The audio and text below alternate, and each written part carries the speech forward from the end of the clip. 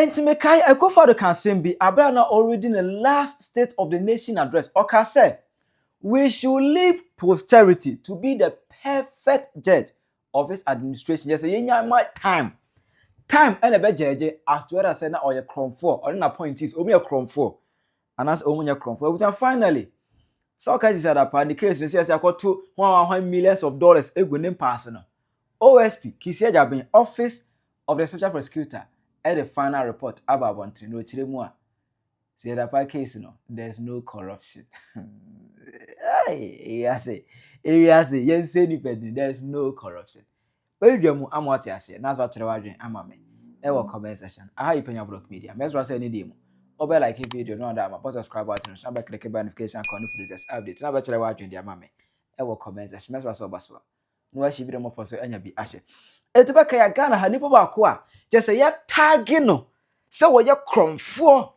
A be more epe, saying chilling to me, Miss Cecilia Dapaah, our former sanitation minister under Akufo-Addo government. Cecilia Dapaah, 2023 num and a pop up set Yakohu Dallas, Egu Cecilia Dapaah impasse.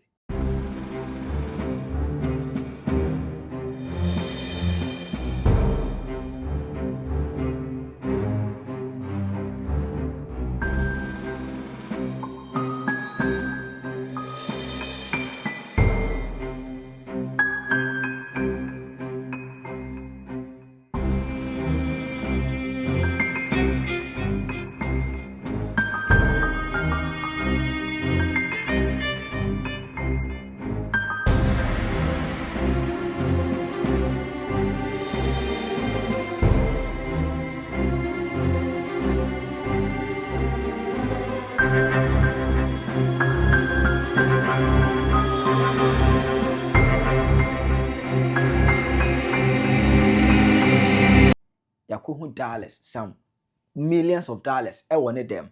Emma this way, Eshita Gan have a be magazine. Hey, Mammy Babesia. Anyway, we ska later. And it say, some George Equatina TV so called internet or workers. I sanitation minister crying about the $43 million. As a on fan court or Doriva, no, all one got team, but one first can quiet Emma what Tennessee can so it meaning a good pass. Are you aware that as far back as 2020, this government gave Cecilia Dapaah $43 million. $43 million, Sawa. That's also over 300 million. She said she used it to clear 5 heaps of rubbish. 43 million. Are you surprised that her housemaid was able to steal over $1 million from her house when she couldn't find, and she didn't even realize? 43 million of our taxpayers' money has been spent in the name of cleaning Accra. Accra is dirtier than they came to meet it. Okay. Look, Ghana has become a crime scene. And I expect and I demand of the next administration of John Mahama to ensure that the perpetrators of this rape of Ghana's purse, the desecration of Ghana's innocence, must not walk and enjoy their loot. It issue no ebia bebre beburuja ewo Ghana ha. Ema OSP kwa na dinka de issue ebe pop up later. And OSP Sabeka to was another $2.7 million. It was a part in storage room. And of course, some thousands of euros. And of some millions of Ghana just sika eguzi at a part storage room. No, and yes, because when they done a was washada esi den bi no a down there in the storage room. And we keep on the sika. The sika on bank. Na oni fie no keep on the sika. And we guys oh there mami e kromfo. We are Ghana sika. Mami be ka da si no we are Ghana sika. You di mami atem esopa no ese ni dem pa. Etubeka ya. Exactly 1st October 2023. Ana OSP Cecilia Dapaah ede report call USA ede come Federal Bureau of Investigation FBI.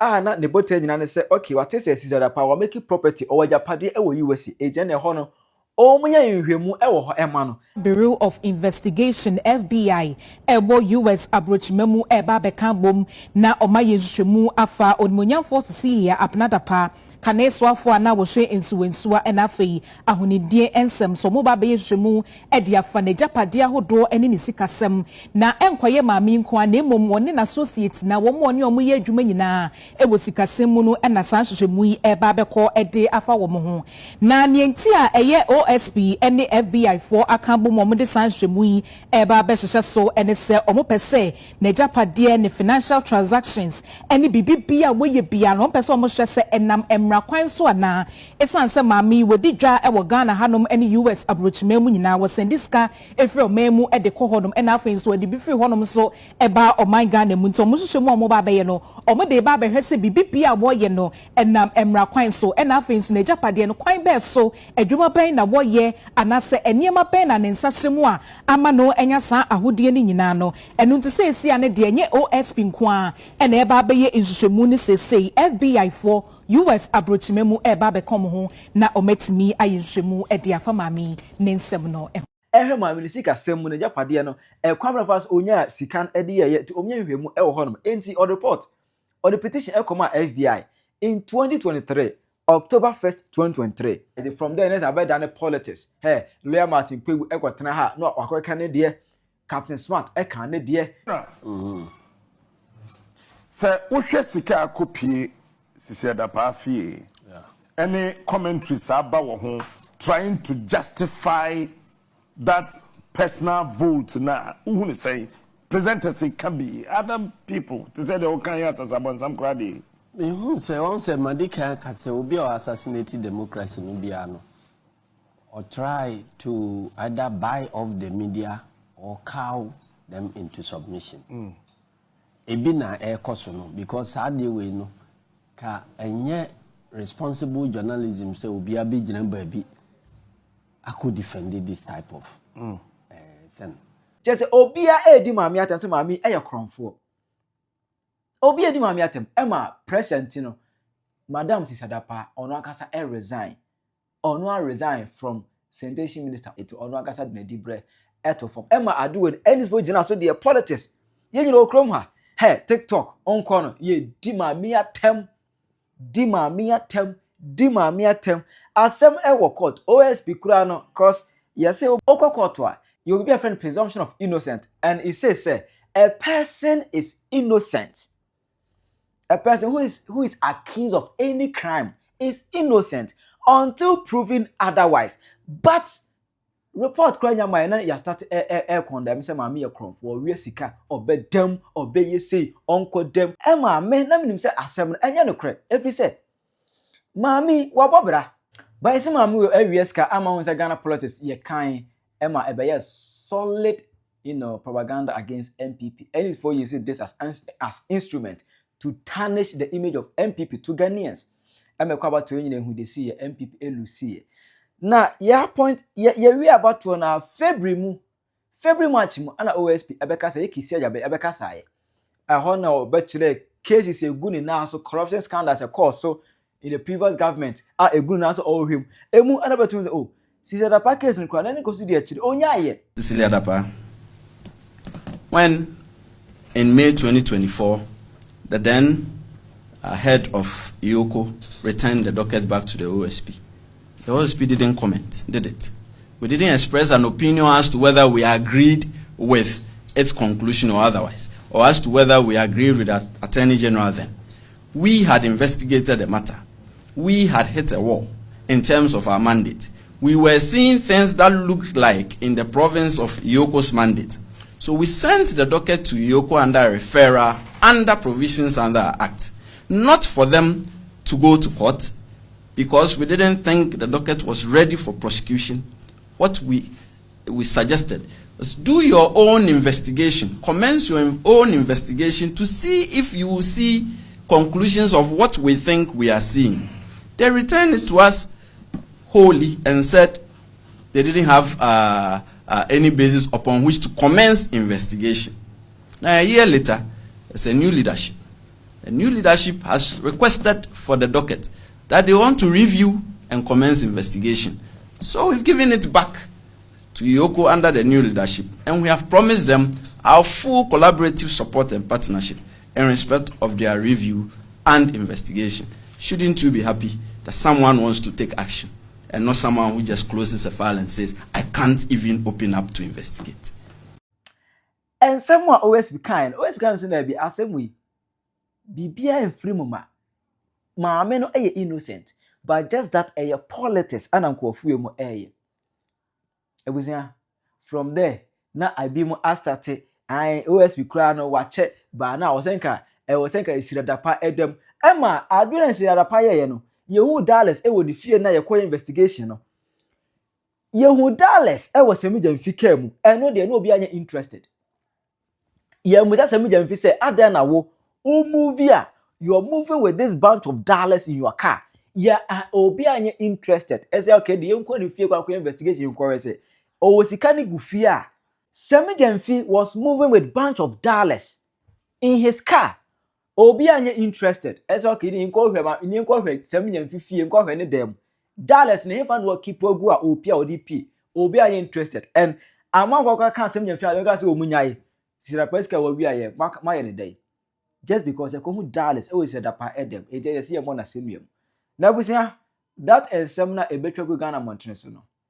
Na asem no ewo OSP ene FBI ensem ana omu investigation na enra OSP ed report ababontene according to OSP no kire mu say Cecilia Dapaah issue no omani edi asem nechi a follow everything na oba hu say maame ne sika no corruption sim bia enim corruption sika bia enfriend sika ne sika eye clean na japade owo de owo USA any other thing na FBI together with OSP omuya investigation no from 2023 October 1st no omo say maame ne sika no bibia eye intact ama social media montene so amanfo abedi ho nkomo ya maame Cecilia Dapaah omo a wasem bae genuinely no omo ye disappointed ya besrese wodi omo bo na ebecho na omo a asem no no omo nim ho maache omo nim bra wabo omo nim bra wukunu abo omo nim adwuma kese a waye we wiase afa na utimi enya sikapuduo saa eto dem na nso otan hunu ne politics nti omo twe omo ahunu sie so edi watem eka kasafin fa ho gu wanim wase nyame ntu omo ka abusiafo and special prosecutor based on MRI established the office of the special prosecutor actually say every 6 months so issue reports on every single investigation and prosecution or undertaking. Now, and they were releasing a report for the first half of 2025. Now, no na waka woman say, "Ya maame Cecilia Dapaah." Accusation a de born say we on my Ghana sika e de akwa kogu ne dem. Ne edi kan. Yo special prosecutor nkasa. Aye mu hwehwemu ehunu say there is nothing like corruption or corruption related activity. Maame no onwi o man Ghana sika. Ne etosu mienu. Omo say omo refer issue no edema FBI US FBI for. Eso omo nso omo nya hwehwemu. Ema FBI for nso aba abonten aba abeka say maame no onwi o man Ghana sika. Involving itself in any corruption or criminality. Ne hu so, ne hu kroje, ne hu fita. Two institutions here assign it. In fact, you also special prosecutor saying name maame Cecilia Dapaah docket e koma almost say investigate issues of money laundering.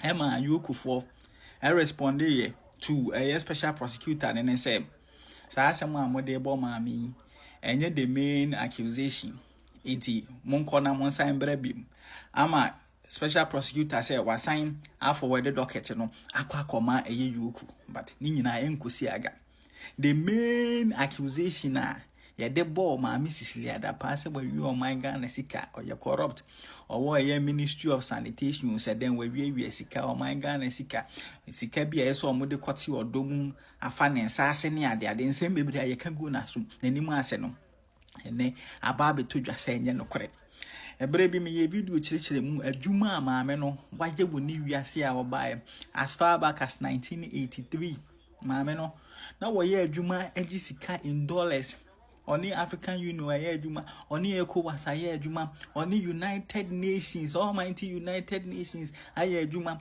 oni USA there ne Donald Trump buy wa ba begu no aye adwuma. Mami wo sha se wo aye adwuma jisika in dollars as far back as 1983. And then or your international development consultant.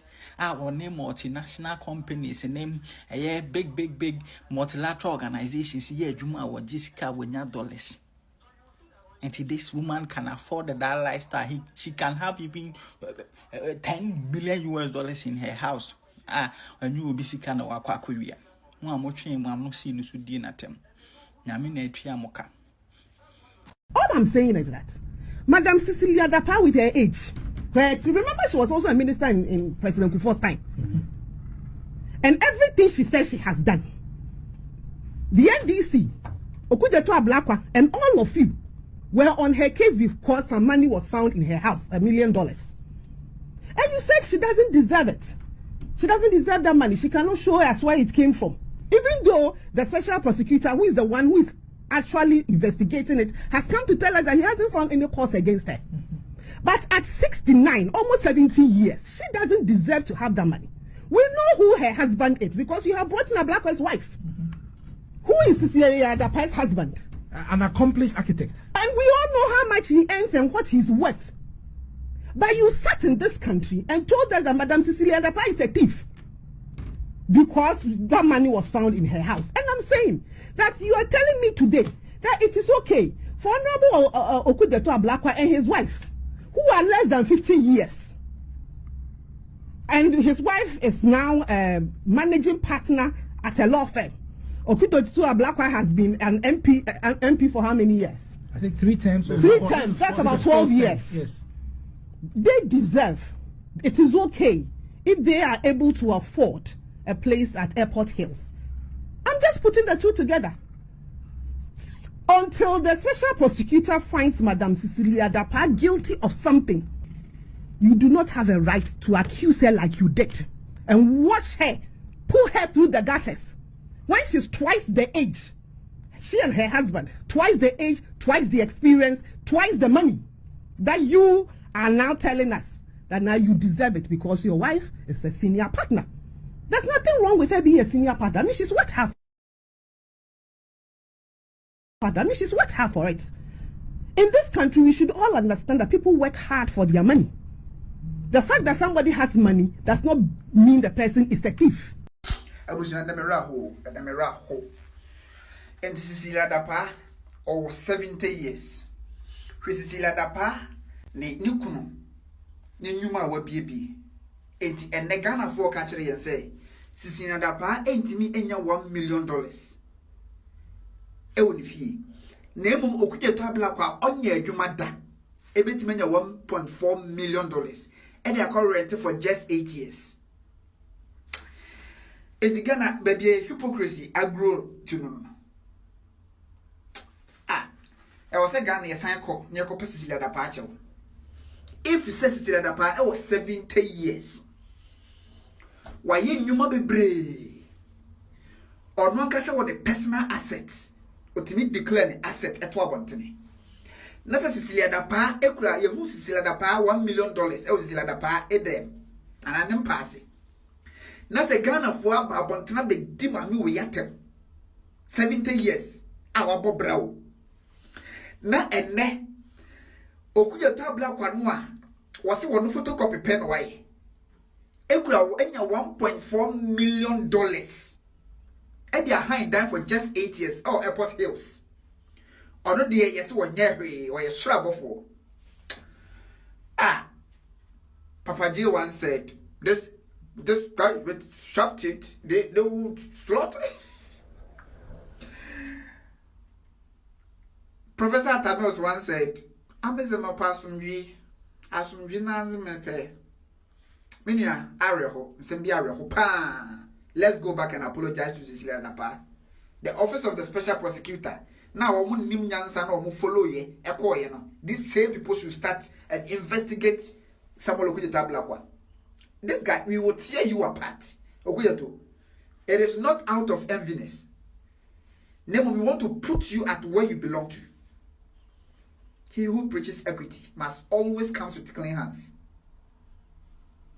Now, no, me can say, NDC for the reason NDC MP before you asem court or the MP before dim kunim say NDC for a buga yan kanye de Jimmy asemba omu sua nyansa omu sua nyansa entena sinye hwemu Jimmy ne dinga be dede to dinga be dede amagana for ati asem say na asie e ya face omu court na court for no omu di asem nkomu ni nyina so bo omba nkwase adede afonko court na kobubo omu a no abeta abantene ai court ni MPP for court judge na me for any judge ni for Jimmy say ye Jimmy say no person be chief justice say for Jimmy say ye omuga fon kodi for a o say ku for asasa ne nko kwa kogu court o ba kodi bem Jimmy omu say omu kan omu ni any evidence omu ni any fact Jimmy hunu buga ni dede hunu Jimmy no kwa kodi for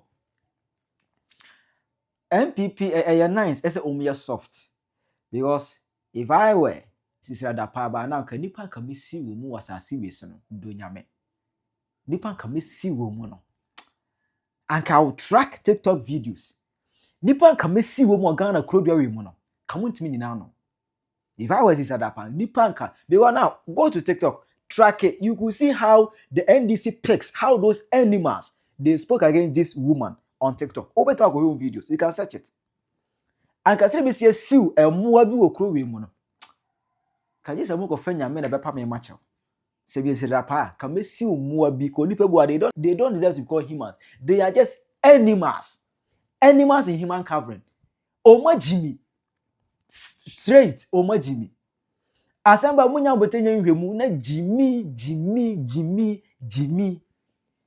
se majimani so enya hwe God will judge you people. Nyame betuatua mu nyina muka. Obi o kan se gu ma amene ma se bia no. The trauma, the emotional trauma ma de ma amene fa mu, it will turn back to you as curse mo.